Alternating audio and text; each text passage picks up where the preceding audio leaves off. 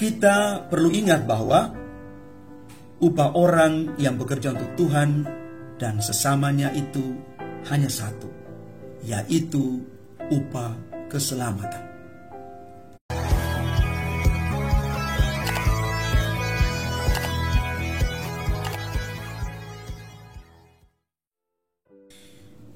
Salam Bapak Ibu, Saudara dan Saudari, sahabat-sahabat garam dunia yang terkasih dimanapun Anda berada.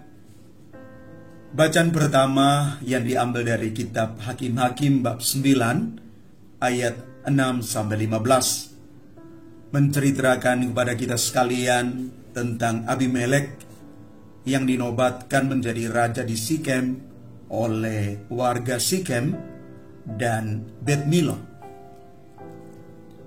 Yotam sebenarnya tidak berkenan akan peristiwa penobatan itu. Ia mengibaratkan dengan pohon-pohon yang pergi untuk mengurapi siapa raja mereka. Tetapi tetap bagaimanapun Abimelek dipilih dan dinobatkan menjadi raja di Sikem.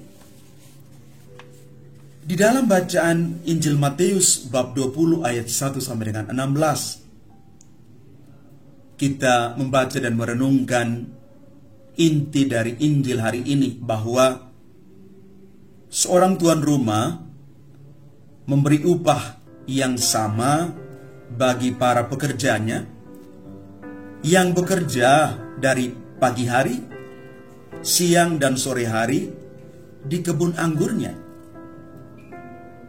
Tetapi ada yang protes. Tetapi pada akhirnya tuan itu menegaskan bahwa apa yang diberikan itu sudah sesuai dengan perjanjian. Bapak, Ibu, Saudara dan Saudari yang terkasih, pekerja itu patut mendapat upah yang pantas. Ini satu kebenaran. Ada perjanjian kerja untuk menghindari adanya ketidakadilan. Pekerja harus mendapatkan apa yang menjadi haknya. Upah biasanya diterima sesuai dengan perjanjian.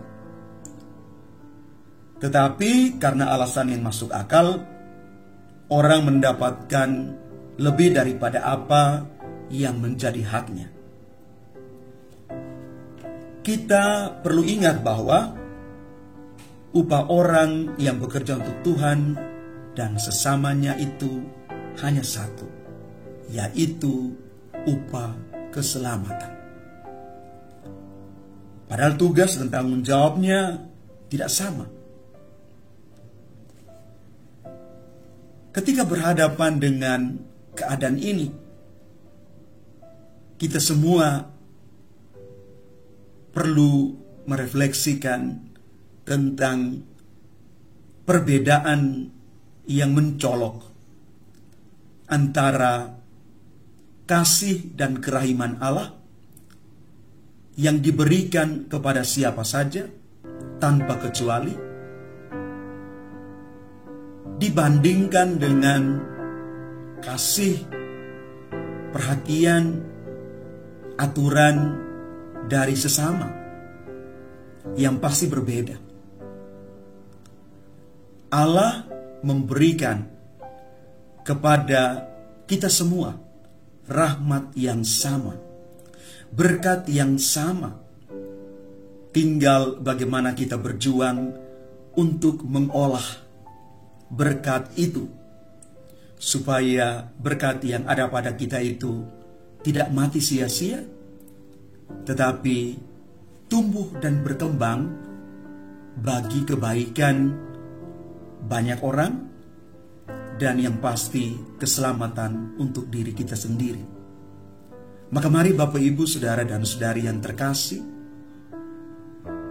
bukan berapa banyak apa yang kita miliki, tetapi bagaimana kita mempergunakan semua yang ada pada kita untuk kemuliaan Tuhan, keselamatan sesama, dan juga yang pasti supaya hidup kita di dalam iman tumbuh dan terus berbuah. Mari Bapak Ibu, saudara-saudari yang terkasih, kita berjalan di dalam terang sabda Tuhan hari ini, supaya kita bertanggung jawab dengan apa yang sudah dipercayakan kepada kita. Tuhan memberkati kita sekalian.